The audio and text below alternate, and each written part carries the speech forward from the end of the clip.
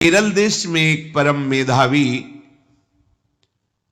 सुधार्मिक नाम के राजा राज्य करते थे। धर्म पूर्वक चलना, प्रजा का पालन करना और भगवान नाम जप करना, शास्त्र विधि से बिल्कुल कभी प्रतिकूल एक भी आचरण जीवन में नहीं किया। तो उनके यहां महाभागवत चंद्रहास जी का प्रादुर्भाव होता है। ये महाभाग्यशाली मूल नक्षत्र में प्रकट हुए। लौकिक में अमंगल माना जाता है और भाव में देखो तो मूल कौन है? नक्षत्र भगवान। ऊर्ध्वमूल मधा शाखा मुसत्तम प्राहुरव्ययम। सबके मूल कौन है? श्री भगवान। किस नक्षत्र में पैदा हुए? मूल में, भगवत स्वरूप। इधर बधाई प्रारंभ है कि राजकुमार का प्रादुर्भाव हुआ है। चंद्रहास जी प्रकट हुए तो बोले कृष्ण। जैसे बालक रोता है ऐसे उनकी आवाज में निकला कृष्ण कृष्ण। बड़ा आनंद हुआ सुधार्मिक राजा को कि हमारे कोई महाभागवत पधारा है, क्योंकि ये भजन करके पूर्व जन्म में ऐसी भागवती की स्थिति प्राप्त की कि अबोध अवस्था में ही श्रीमुख से कृष्ण नाम निकल रहा है। आनंद उत्सव मनाया जा रहा है। राजा है, राजकुमार प्रकट हुआ, और दूसरी बात वो स्वयं भक्त हैं और भगवान का ऐसा भक्त जो जन्म लेते ही कृष्ण नाम उच्चारण किया। ये आनंद ज्यादा दिन टिका नहीं। रोज बधाइयां हो रही, आनंद उत्सव मनाए जा रहे।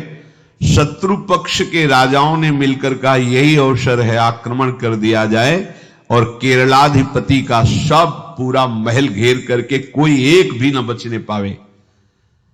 शत्रु पक्ष के राजाओं ने घेर लिया। आसपास से राजा और सैनिकों ने घेर लिया। अब वो असावधान थे, आनंद में पुत्र हुआ है, बधाइयां, कोई संभावना ही नहीं थी। गुप्त रूप से शत्रु पक्ष के राजाओं ने आक्रमण करके घेर लिया। अब राजाओं की कई सेनाएं और इनकी असावधानी पूर्वक आनंदमयी वृत्ति में कोई पहले से पता हो तो तैयारी करते, तत्काल आक्रमण को रोकने का प्रयास किया पर असफल रहे। इनके सैनिक भी मारे गए, राजा भी मारे गए, राजमहल को घेर लिया गया, कोई भी एक भी बच के न जाने पावे। तो राजमाता जिनसे चंद्रहास जी का प्रादुर्भाव हुआ था, उन्होंने धाय मां को कहा कि मेरे पुत्र को बचाने में तुम समर्थ हो, मेरे तो प्राण नहीं बचेंगे। अगर ये लोग नहीं मारते तो मैं अपने पति के शव के साथ सती हो जाऊंगी। पहले ऐसी धार्मिक निष्ठा माताओं बहनों में होती थी कि धाय मां ने विचार किया कैसे बचा सकती हूं, आसपास तो सब सैनिक घेरे हुए हैं। तत्काल उसने विचार किया कि अगर हम इनको राजकुमार की तरह ले जाती है तो हमें भी मारा जाएगा और इनको भी मारा जाएगा। देखो कितनी विपत्ति जन्म लेते हैं। भक्त का वैभव दिव्य होता है, चिदानंदमय होता है। ये तो पापियों के पास भी वैभव है, रुपया पैसा कुटुंब परिवार। भगवान के दास के पास जो वैभव होता है वो अचिंत्य है, तुम चिंतन भी नहीं कर सकते, ऐसा वैभव होता है। धाय मां ने सेविका का रूप तत्काल लिया, जैसे पोछा झाड़ू लगाने वाले, और कुछ दोने पत्तल डाले, उनके नीचे चंद्रहास जी को डाला, ऊपर से करके इसे माथे पे रख के निकली।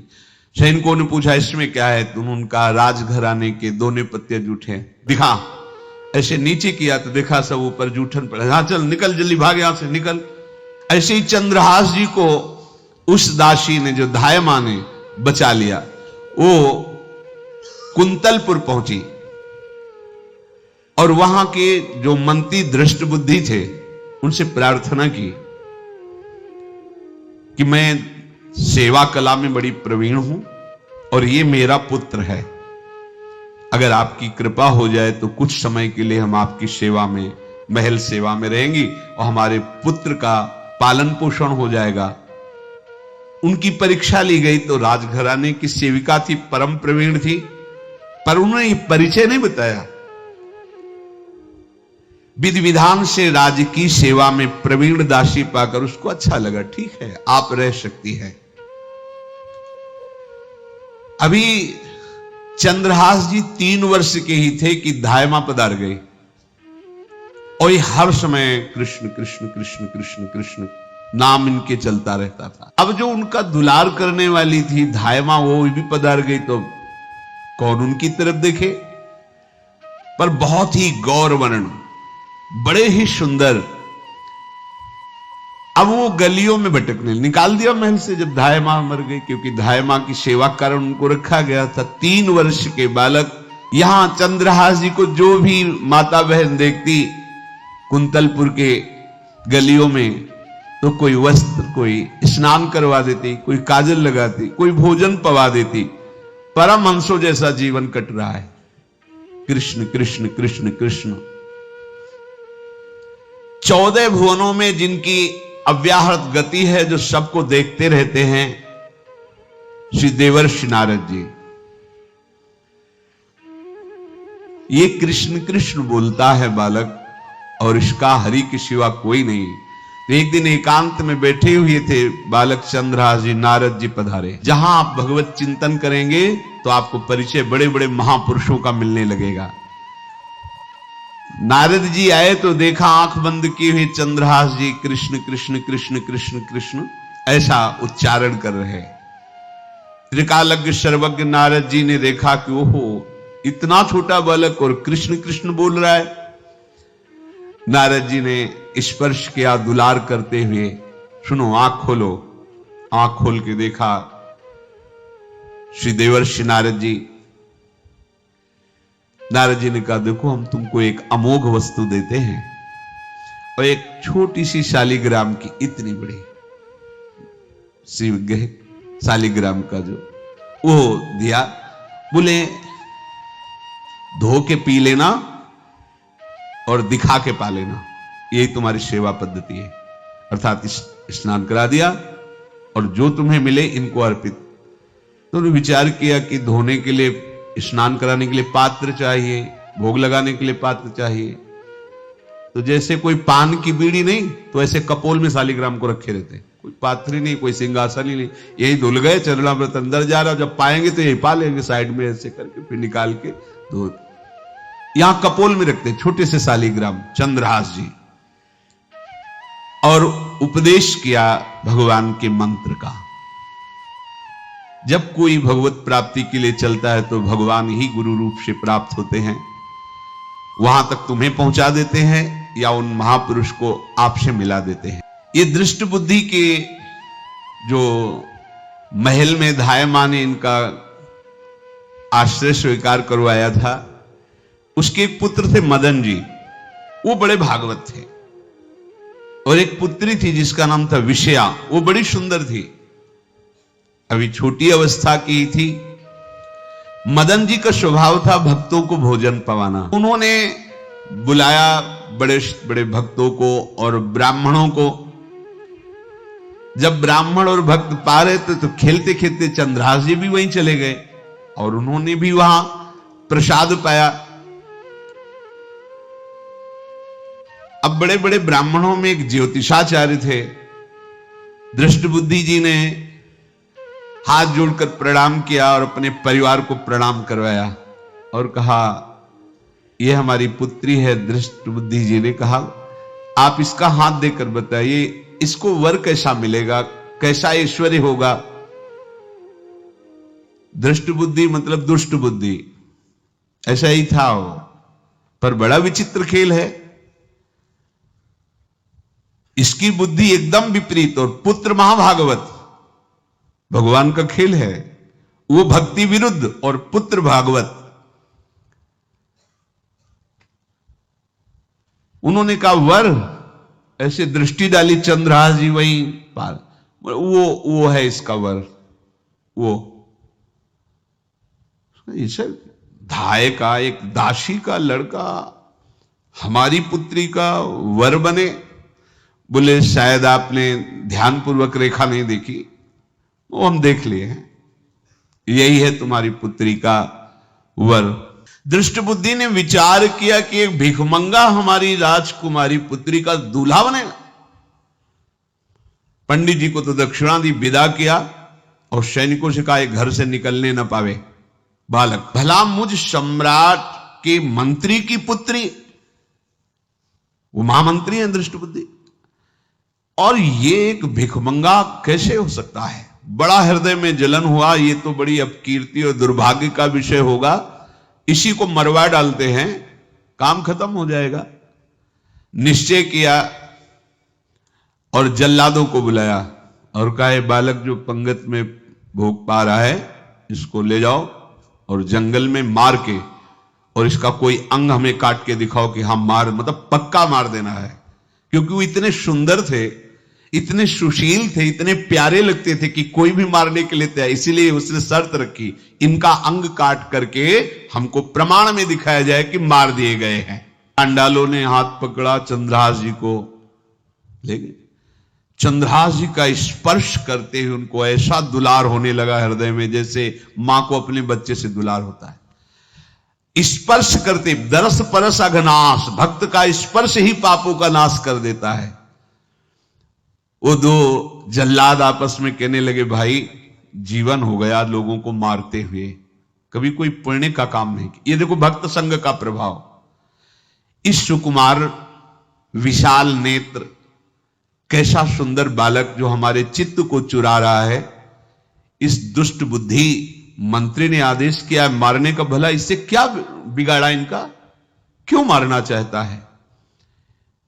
देखो वैसे तो मां पापी है ही है, क्योंकि जल्लाद घर में जन्मे हैं, पूर्व जन्म के पापों के अनुसार इस जन्म में न जाने कितनों को हमने काटा है। पर पता नहीं क्या हो रहा है, मेरे हृदय में ऐसी हिम्मत नहीं आ रही कि इस बालक को मैं मार सकूं। दूसरे ने कहा, फिर अगर उसको तुम नहीं मारोगे तो तुम मारे जाओगे, कुछ तो करना पड़ेगा। नहीं नहीं, इस छोटे से बालक से क्या किसी को नुकसान। एकांत जंगल में ले गए और कहा, तुम जानते हो हम तुम्हें किस लिए लाए हैं? चंद्रहास जी बालक थे, 5 वर्ष की आयु अब हो गई थी। तो उनका, मुझे पता नहीं कि आप क्यों लाए हैं। बोले, हम जल्लाद हैं, तुम्हें मारने का हुक्म दृष्टबुद्धि ने दिया है, मारना तो पड़ेगा ही तुम्हें। हमारी इच्छा नहीं कि मारें, पर हम तुम्हें अंतिम बात पूछते, तुम्हें कुछ भी पसंद हो, कुछ भी, तो तुम कहो, हम तुम्हारे लिए ला के देंगे, जो तुम्हें चाहिए बोलो, पर हमें वध करना पड़ेगा तुम्हारा। तो उनका, मुझे कुछ और नहीं चाहिए, बस थोड़ा सा समय चाहिए। यदि आप मारना ही चाहते हो तो थोड़ा हमारी पूजा है, हम कर लें, इसके बाद मार लीजिए। आपको तो बल है, अस्त्र हैं, मैं तो बालक हूं। उनका, हां हम तुम्हें समय देते, तुम किसी को पुकार भी सकते हो, जो तुम करना चाहो कर सकते हो। चंद्रहास जी ने कहा, मुझे मृत्यु का भय नहीं, बस कुछ समय दे दे। पूरा महाभारत हो गया था, टिटिहरी के अंडे नहीं फूटे थे। वही टिटिहरी का, तो टिटिहरी एक पक्षी होती है ना, टे टे करके उड़ती है, तो उसके अंडों के ऊपर एक हाथी का घंटा हो गया, गिर गया ऐसे, सब पूरा महाभारत में सब नष्ट भ्रष्ट। वो अंडे वैसे सुरक्षित। तो जो प्रभु भारत युद्ध में राखे भरही अंड, सोई मुंह को राखे जो राखत ब्रह्मांड।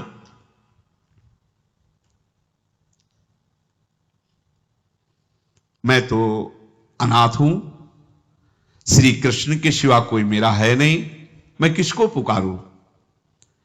मेरा आश्रय तो एकमात्र वही प्रभु हैं। और निकाला शालिग्राम, यही सिंहासन है शालिग्राम का। क्या सेवा, वहां कोई पंचपात्र गंगा जल सब थोड़ी है, लेकर बस आंसुओं से अभिषिक्त कर रहे हैं। प्रभु मुझे तो कोई ज्ञान नहीं कि आपकी सेवा कैसे की जाती, मैं तो अपने मुख में ही आपको रखता हूं।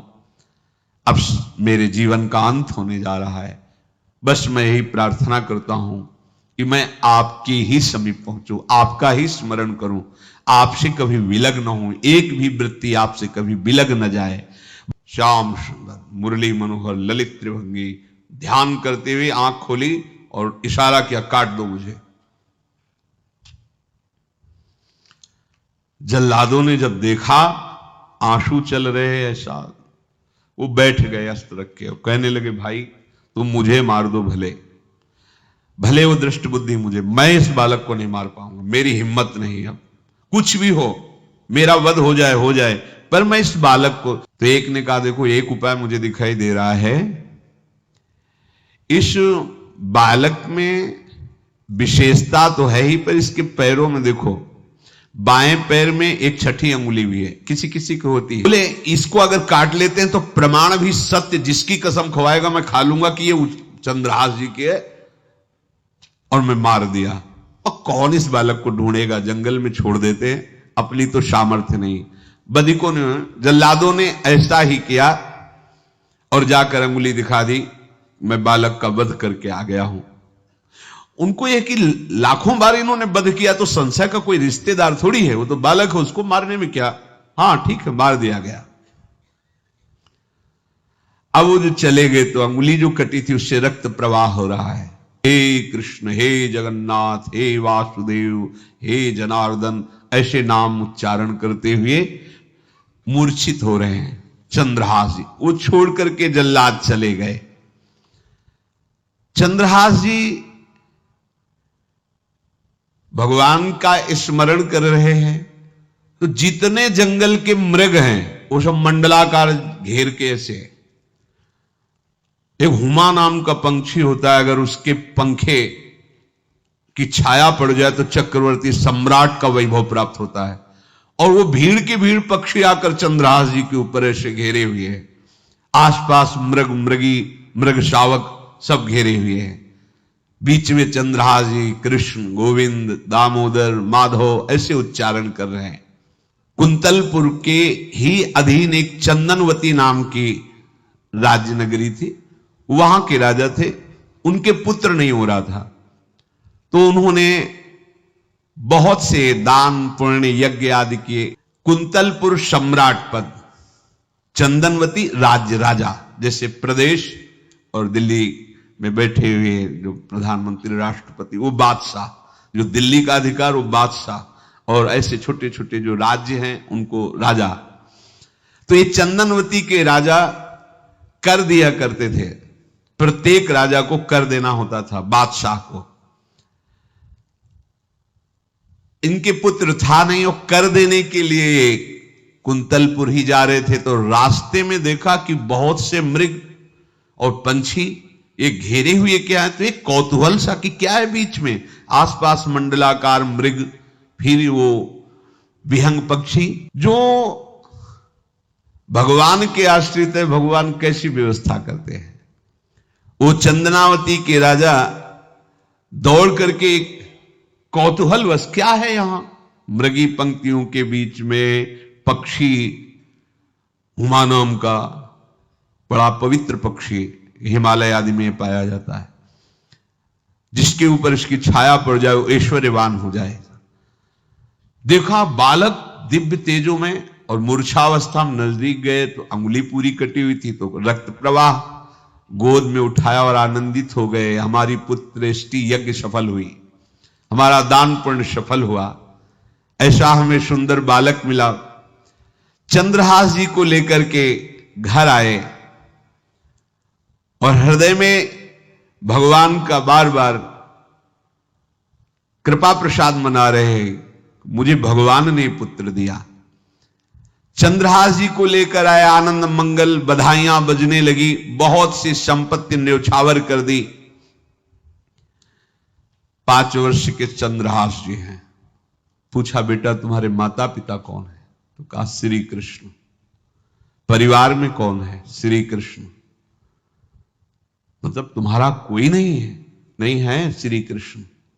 समझ गए कि भगवान ही हमें कृपा करके ऐसे महाभागवत पुत्र को दिया। और है कौन, वास्तविक कोई नहीं श्री कृष्ण के सिवा। बड़ा उत्सव मनाया और अपने राज सिंहासन का अग्रिम अधिकारी युवराज पद चंद्रहास जी को। अब तो पूरे राज्य में आनंद की वर्षा हो रही। राजा मन में विचार कर रहे हैं कि ऐसा प्रतापी भक्त हमारे यहां आया है, अब हमको किसी को कर देने की जरूरत नहीं। तो जो हर महीने वर्ष में जो बंधा हुआ कर था उन्होंने नहीं दिया। एक बार, दो बार, तीन बार जब कर नहीं पहुंचा तो सम्राट ने आदेश किया मंत्री को कि चंदनावती से कर आना बंद हो गया है। क्या बात है? यदि वो अहंकार से युक्त हो तो आक्रमण करके नष्ट करो, यदि समस्या है तो उसका सहयोग करो। बादशाह के आदेश से वहां दृष्ट बुद्धि पहुंचे तो युवराज पद पर चंद्रहास जी विराज, जिनको मारने के लिए जल्लादों के हाथ में दे दिया था।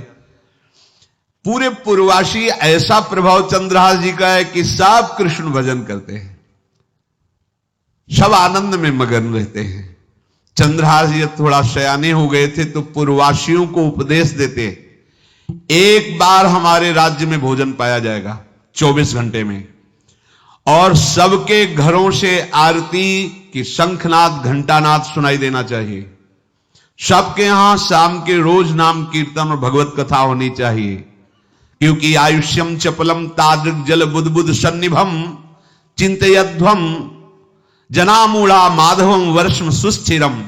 भाइयों, ये आयु बड़ी चंचल है, कब शरीर छूट जाए पता नहीं, पानी का बुलबुला कब फूट जाए कोई पता नहीं। इसलिए माधव श्री कृष्ण का नाम कीर्तन, उनकी आरती पूजा, उनका ध्यान और एक टाइम भोजन। पूरे नगर में चक्रवर्ती सम्राट के लक्षण स्वाभाविक चंद्रहास जी में प्रकट होते थे। अब दृष्ट बुद्धि जब वहां गया, देखा युवराज पद पर, पहचाना कि वही बालक है, ये तो चंद्रहास है, क्योंकि काफी समय तो महल में ही रहे थे धाय मां के साथ और अच्छे से पहचान थी। अब उन्होंने विचार किया कि ये तो बहुत अनिष्ट हो गया, हमने तो मारना निश्चित किया था और जल्लादों ने इसको छोड़ दिया और अब तो ये राजा का राजकुमार बन गया। तो राजा से कहा कि पहली बात, युवराज पद पर बैठालने के पहले तुम्हें सम्राट को सूचना देनी चाहिए थी। दूसरी बात, अभी तक तुमने कर नहीं दिया। जानते हो कि अगर सम्राट का भाव बदल गया तो एक क्षण में तुम्हारे राज्य को नष्ट कर दिया जाएगा। तो राजा ने हाथ जोड़कर चंदनावती के राजा ने कहा, महाराज आप ही अब हमारी रक्षा कर सकते हो। तो उसकी दृष्टि चंद्रहास पर थी, इसको मरवाना है, क्योंकि पंडित ने बताया था यही पति बनेगा।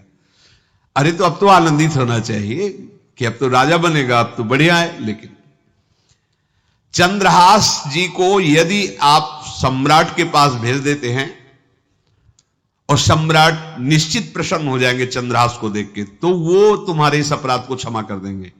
युवराज पद दे दिया और भेंट नहीं दी, कर नहीं दिया महीनों से, तो ऐसा करो चंद्रहास जी को भेज दो। राजा ने स्वीकार कर लिया। और पहले लोग बिल्कुल धर्म से चलते थे, कहीं भी अधर्म का लेश नहीं। एक चिट्ठी लिखी दृष्ट बुद्धि ने और चंद्रहास जी से कहा खोल के पढ़ना नहीं, मेरे पुत्र मदन को देना जाके, और मदन तुम्हें फिर आगे का कार्य सम्राट से मिलाना, माफी करवा देना, ये सब करवा देगा। पर ये चिट्ठी तुम रास्ते में खोल के नहीं देखना।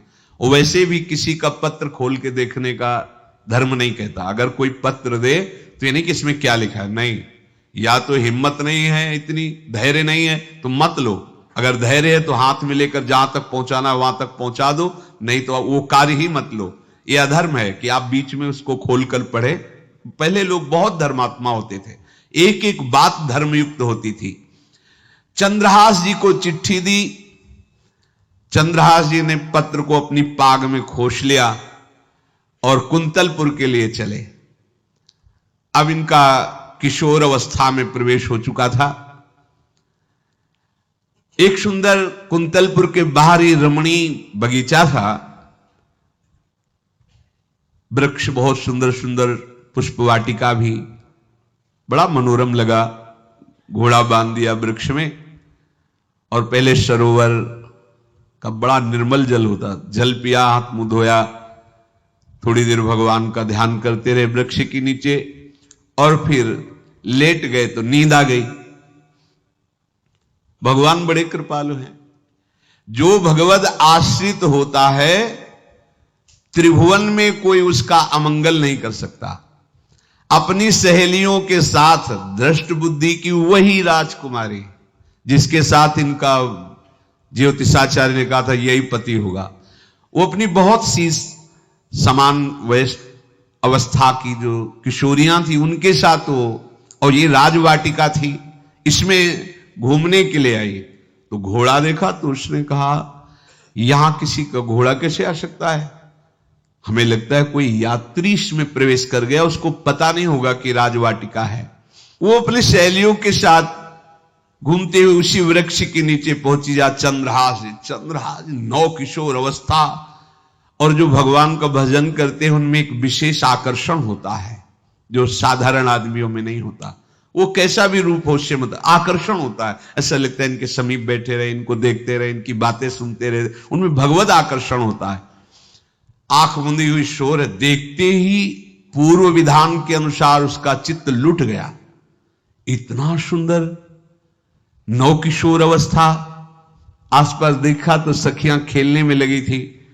पाग में एक चिट्ठी सी दिखाई दी तो झुक करके चुपचाप ऐसे नौ किशोर अवस्था में चंचलता भी होती है, चिट्ठी खोल करके देखा तो वैसे ही रूप माधुरी में आसक्त हो गई थी, पूर्व संस्कार से आकर्षण भी हुआ।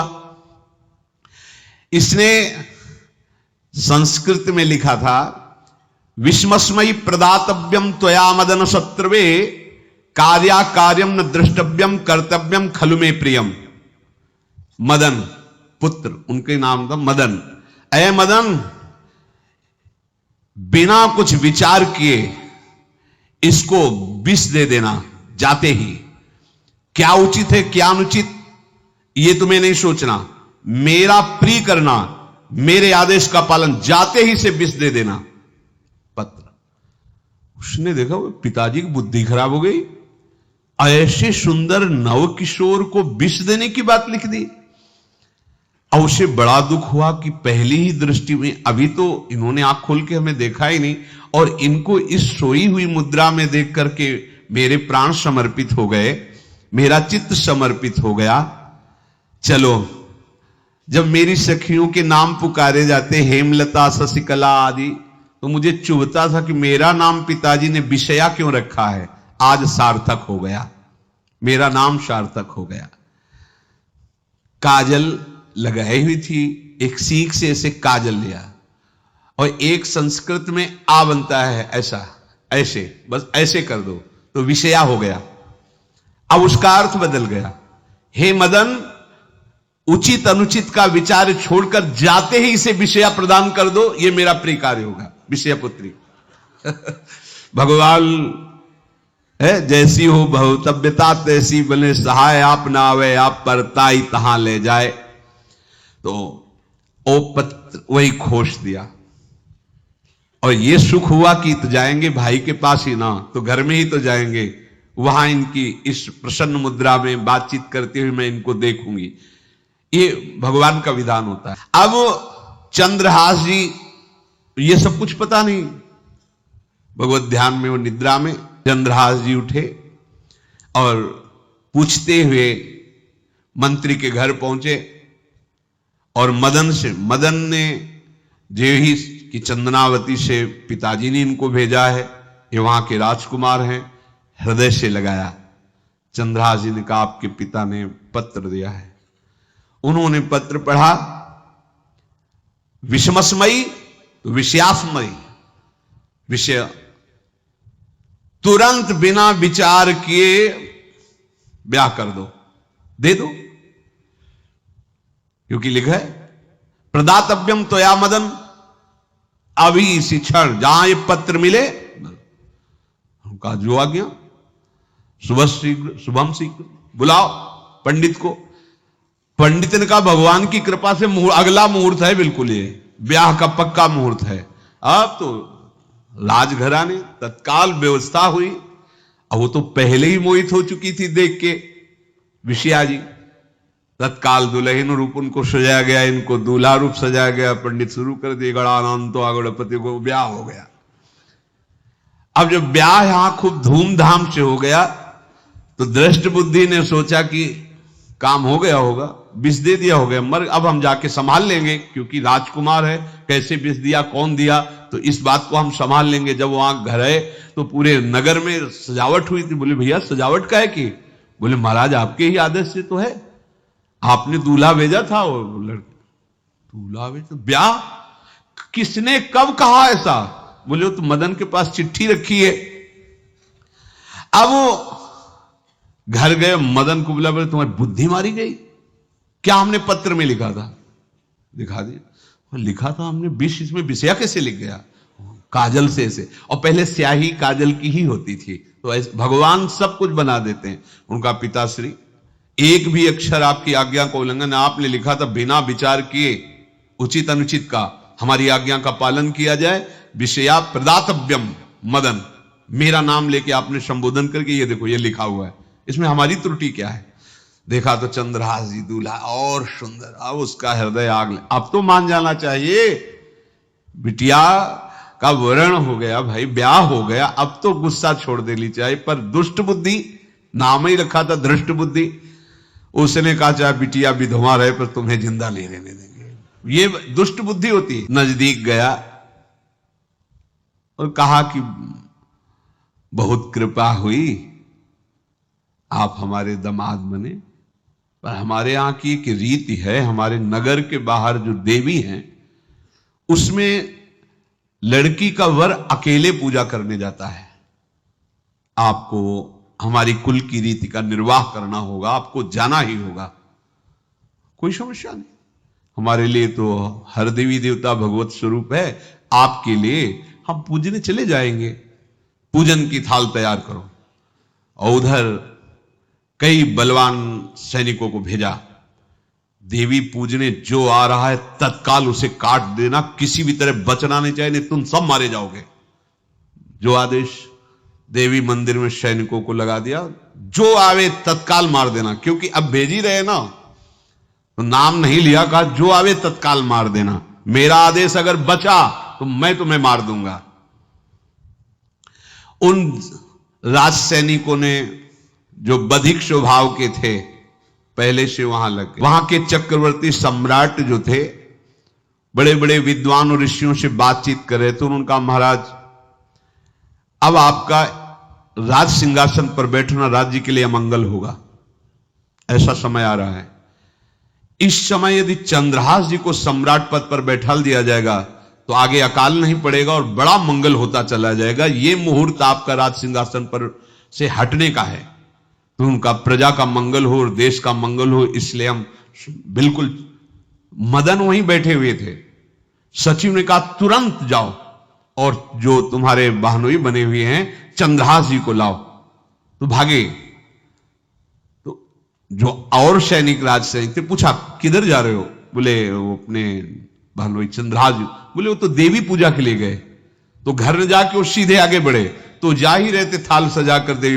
बोले सुनो इसी समय मुहूर्त है, आपको देवी पूजा हम कर लेंगे जाके, या हम थाल लेके वहां बैठे रहेंगे, पहले सम्राट पद का वो अभिषेक करो फिर देवी पूजा हो जाएगी, ये तो घर की बात है।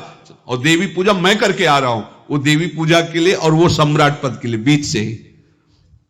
अब जो सम्राट थे तो बहुत आनंदित हो गए, क्योंकि भगवान का भक्त तेजस्वी और बलवान शूरवीर योद्धा जो सम्राट पद पर बैठेगा तो अकाल नहीं पड़ेगा, सुख की सब प्रजा को वृत्ति प्राप्त होगी। बड़े आनंदित होकर इनका सम्राट पद पर अभिषेक हो रहा है। और दृष्ट बुद्धि के पुत्र जो मदन संतों और भक्तों का आदर करते थे, वो देवी पूजा, और वहां पहले उसने बोल रखा था जो आवे। अगर तुम जिस भाव से साधु को नीचा दिखाना चाहोगे वही भाव तुम्हारा सर्वनाश कर देगा। वैसे ही देखो सर्वनाश हुआ ना, एक ही पुत्र और इसके आदेश से वह उल्टा खेल हो गया, पुत्र की ही हत्या हो गई और चंद्रहास जी को सम्राट पद पर अभिषेक किया जा रहा है। अब दृष्ट बुद्धि ने बड़ी प्रसन्नता अंदर है कि वो तो मार दिया गया होगा। सैनिक आए और बोले महाराज आपके पुत्र का वध हो गया है। पुत्र का वध कैसे? बोले आपने कहा था जो आए उसे मार देना, तो आपका पुत्र ही थाल लेकर पूजन। वो तो चंद्रहास, बोले उनका तो अभिषेक हो गया सम्राट पद पे। ये कैसे होगा? अब अंदर भारी दुख उनके हृदय में। उन्होंने बताया कि तुम्हारे पुत्र को तो हम लोगों ने ही काट डाला आपके आदेश के अनुसार। आपने कहा था जो जाए उसे काट। अब तो छाती पीट पीट के, माथा फोड़ फोड़ के खूब रो रहा है। अब वो बार बार मैं कितना भागी, हाय मैं कितना भागी, अपने पुत्र को ही मरवा दिया, ये हाहाकार करके रो रहा है।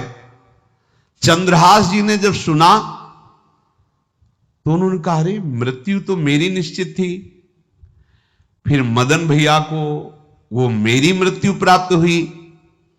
नहीं नहीं, ऐसा नहीं हो सकता, मैं अभी जाता हूं। वहां गए, देखिए सब कटे, अंगों को रखा, भगवान का ध्यान करते, स्मरण करते से हाथ फेरा, उठ के बैठ गए। अब ये घटना तो उनको पता नहीं थी, दृष्ट बुद्धि को उन्होंने खोपड़ी फोड़ करके अपनी हत्या कर ली। उनको जिला के आए तो फिर उनको जिलाया और कहा पिताजी अब कृष्ण कृष्ण जपो। अब उनकी बुद्धि शुद्ध हुई और भगवान का आश्रय लेकर के वो अपने जीवन को भगवत भक्ति में बनाए। तो जो भगवान का भक्त है उससे द्रोह करने वाले को भी परम मंगल ही देते हैं।